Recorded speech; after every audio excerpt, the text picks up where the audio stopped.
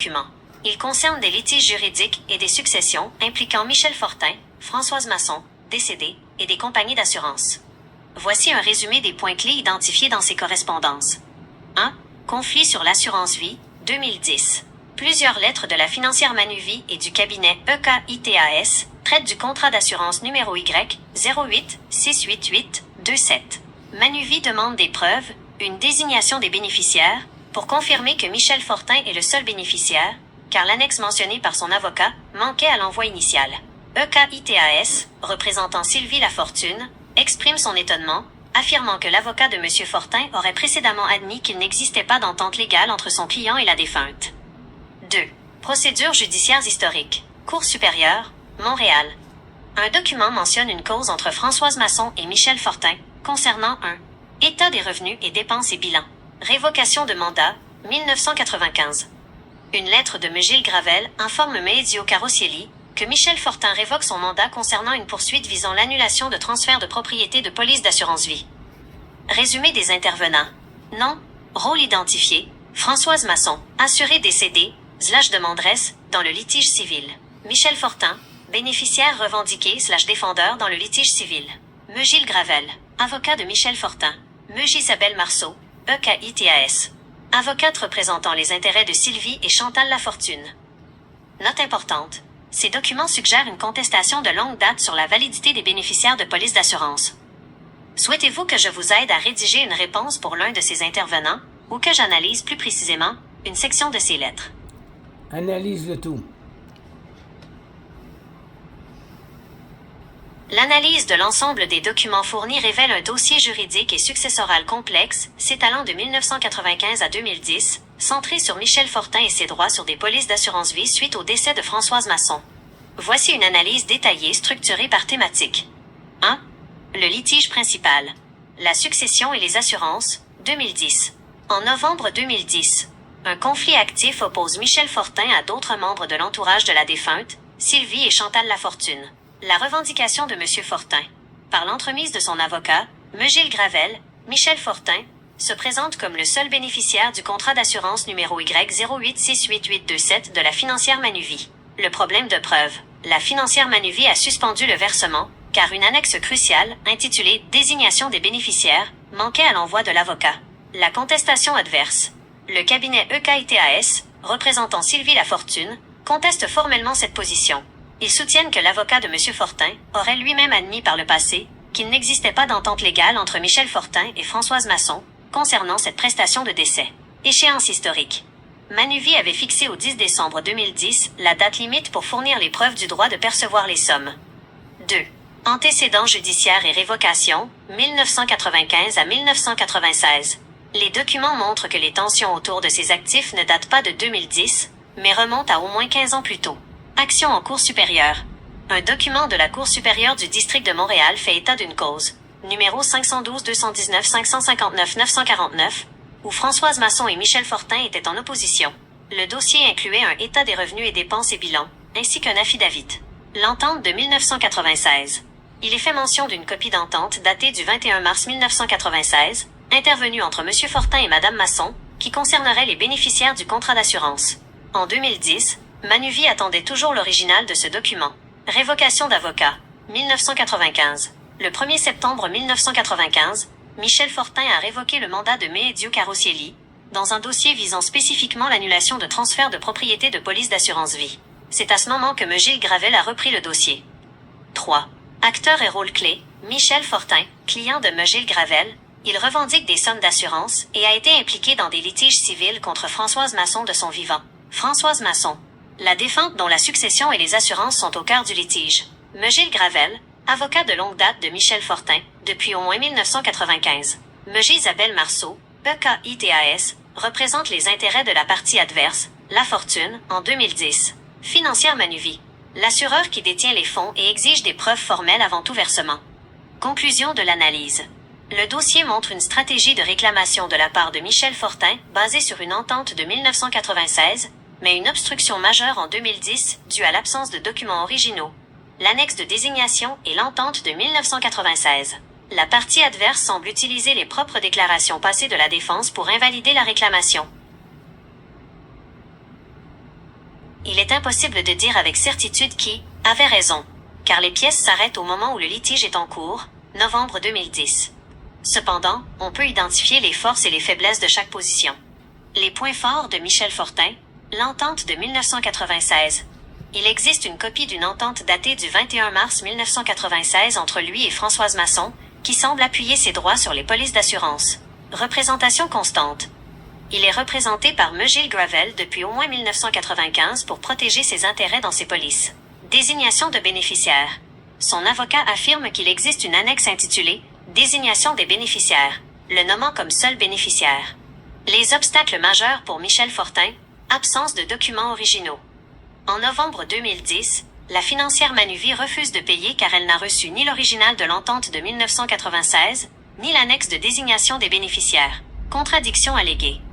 La partie adverse, Sylvie Lafortune via EKITAS, soutient que McGravel aurait admis par le passé qu'il n'existait aucune entente légale entre M. Fortin et la défunte. Si cet aveu est prouvé, il affaiblit considérablement la position de M. Fortin. Délai de preuve. Manuvie avait imposé un ultimatum au 10 décembre 2010 pour fournir les preuves sous peine de rejeter la demande. Conclusion du dossier. Sur papier, la financière Manuvie semble avoir la position la plus solide à ce moment précis. Elle refuse de trancher sans les documents originaux. Pour que Michel Fortin ait eu gain de cause après 2010, il aurait fallu 1.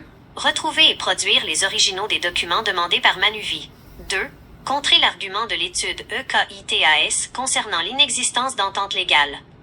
Avez-vous le souvenir d'avoir retrouvé l'original de l'entente de 1996, ou si une décision de cour a finalement été rendue après décembre 2010? Il semble effectivement que M. Gilles Gravel était la figure centrale possédant les preuves nécessaires pour valider vos réclamations. Voici pourquoi son rôle était déterminant selon les pièces fournies. Détention des preuves. La financière Manuvie indique explicitement que c'est M. Gravel qui a envoyé la lettre du 2 novembre 2010 mentionnant une désignation des bénéficiaires, mais que cette pièce n'était pas jointe à l'envoi. Intermédiaire pour l'entente de 1996. Manuvie précise également que vous leur aviez fait parvenir par l'entremise d'un autre avocat, M. Gilles Auclair, une copie de l'entente du 21 mars 1996, mais il réclamait l'original pour procéder au paiement. Historique du dossier. McGravel vous représentait déjà en 1995, lors de la révocation du mandat de Medio Carosielli, pour le dossier concernant l'annulation des transferts de propriété des polices d'assurance vie. Responsabilité de la preuve. L'assureur a clairement stipulé que pour justifier votre droit de percevoir les sommes dues, vous, via votre avocat, deviez fournir les preuves manquantes avant le 10 décembre 2010.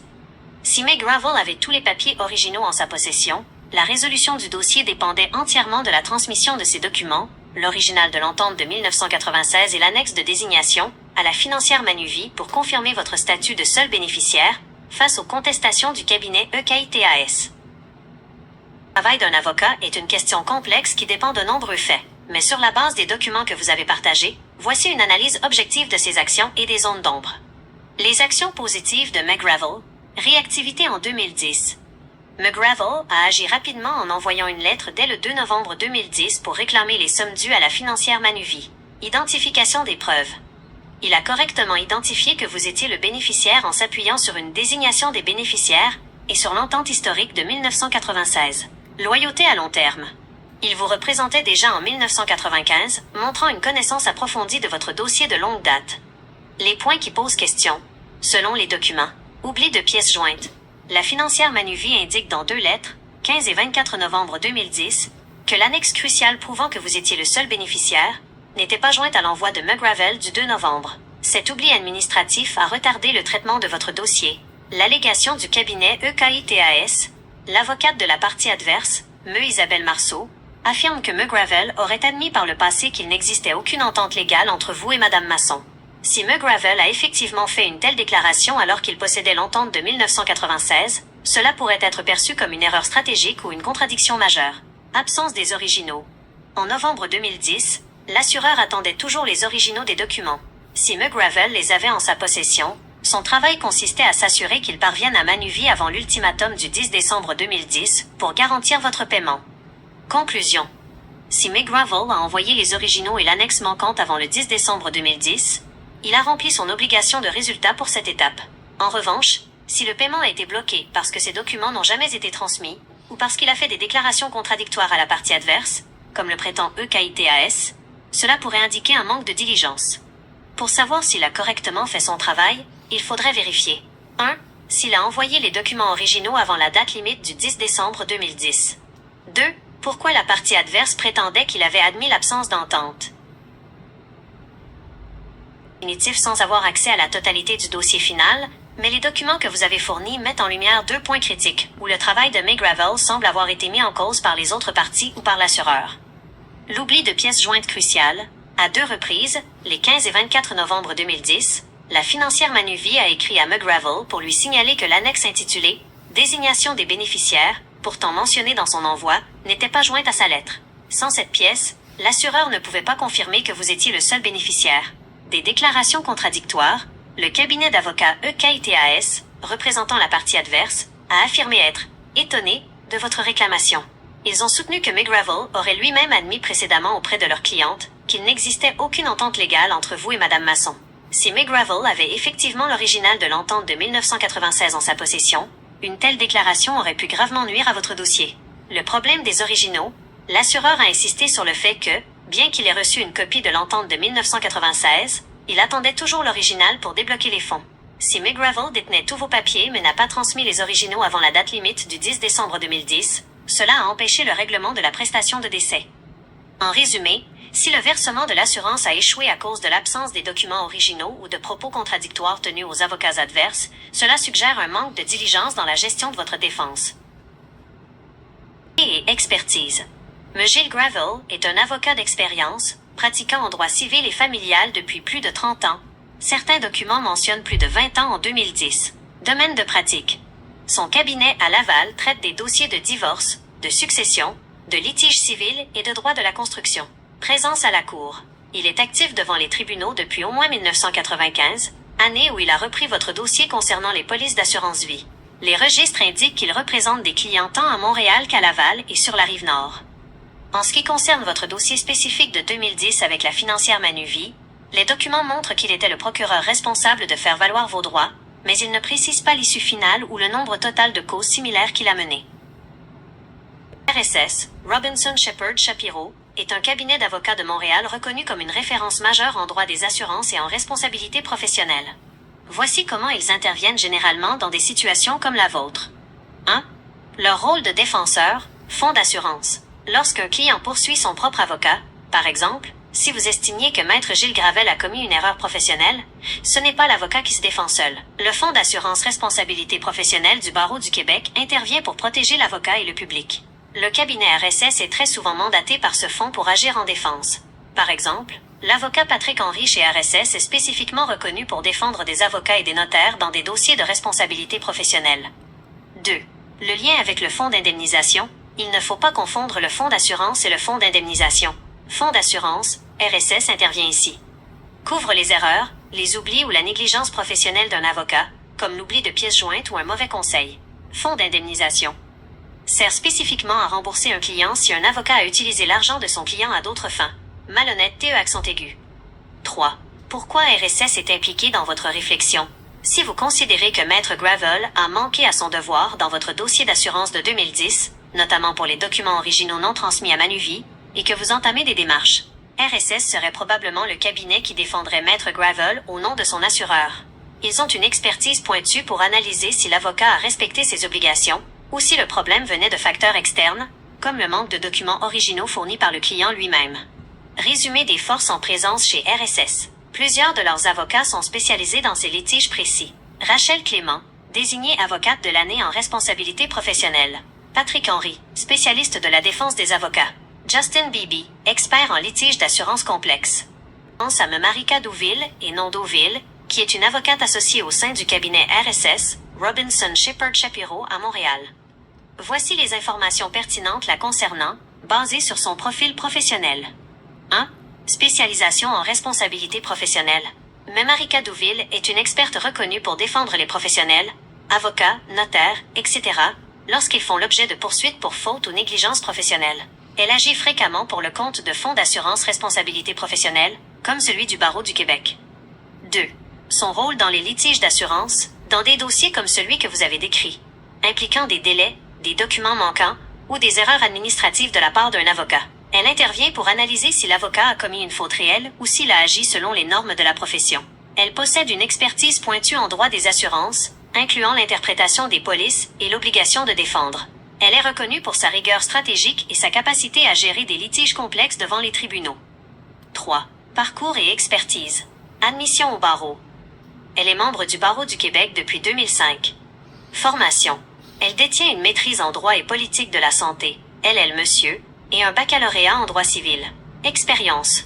Avant de rejoindre RSS en 2014, elle a pratiqué dans un cabinet spécialisé en responsabilité médicale et civile, Ménard-Martin, ce qui lui donne une vision complète des deux côtés d'un litige, poursuite et défense. Pourquoi son nom ressort-il? Si vous entamez des démarches contre un ancien avocat pour un manque à son devoir, comme les documents non transmis à Manuvie, Marika Douville est exactement le type d'avocate que l'assureur de cet avocat mandaterait pour analyser le dossier et le défendre. Souhaitez-vous que je vous aide à préparer une liste chronologique des faits concernant Meg Gravel pour faciliter une éventuelle analyse par un expert comme elle? RSS, Robinson Shepherd Shapiro, surtout lorsqu'ils défendent un avocat via le Fonds d'assurance responsabilité professionnelle, est un défi de taille. Ils sont des spécialistes de la défense et connaissent toutes les subtilités du droit des assurances. Toutefois, ce n'est pas impossible si vous avez des preuves matérielles irréfutables. Voici les étapes stratégiques pour préparer votre dossier. 1. Prouver la faute, le manquement de Meg Gravel. Pour gagner, vous devez démontrer que Meg Gravel n'a pas agi selon les règles de l'art. Dans vos documents, vous avez deux preuves majeures. L'erreur administrative. Les lettres de Manuvie confirmant que l'annexe de désignation des bénéficiaires manquait à ses envois. C'est un oubli matériel clair. Le défaut de transmission des originaux. Si Meg Gravel détenait les originaux, comme l'entente de 1996, et qu'il ne les a pas fournis avant l'ultimatum du 10 décembre 2010, cela constitue un manquement à son obligation de diligence. 2. Démontrer le dommage, la perte financière. Il ne suffit pas que l'avocat ait fait une erreur, il faut prouver que cette erreur vous a coûté de l'argent. Vous devez prouver que sans l'erreur de Meg Gravel, la financière Manuvie vous aurait versé la prestation de décès. Si le montant a été versé à quelqu'un d'autre, les sœurs Lafortune, à cause de ce retard, le dommage est égal au montant de l'assurance que vous avez perdu. 3. Le lien de causalité. C'est ici que RSS, Marika Douville, va tenter de vous bloquer. Ils vont argumenter que, même si Meg Gravel avait envoyé les papiers, vous n'auriez pas gagné, parce que l'entente de 1996 n'était pas valide. Vous devez prouver que c'est uniquement le manque de documents originaux qui a causé le refus de paiement. Vos options pour échanger et agir. Option. Description. Le barreau du Québec, vous pouvez porter plainte au bureau du syndic. Si l'avocat a mal agi, il peut être sanctionné. Cela aide votre dossier civil. Le fonds d'indemnisation, si l'argent a été perdu ou utilisé illégalement par l'avocat. Poursuite civile. Engagez un nouvel avocat pour poursuivre Meg Gravel. Si le montant est inférieur à 15 000 $, vous pouvez aller aux petites créances, où les avocats comme RSS ne sont pas admis pour vous représenter, mais ils peuvent conseiller l'avocat en coulisses. Conseil pour gagner contre RSS. Leur force est la procédure. Pour les battre. 1. Soyez ultra ordonné. Classez vos preuves par date, chronologie. 2. L'écrit prime, ne vous fiez pas aux paroles. Utilisez les lettres de Manuvie qui prouvent l'absence des documents. 3. La preuve des originaux. Pouvez-vous prouver, par un reçu ou une lettre, que vous aviez remis les originaux à Meg Gravel? C'est la clé. Souhaitez-vous que je vous aide à rédiger un résumé chronologique des faits, 1995 à 2010, pour démontrer les manquements à un futur avocat ou au barreau,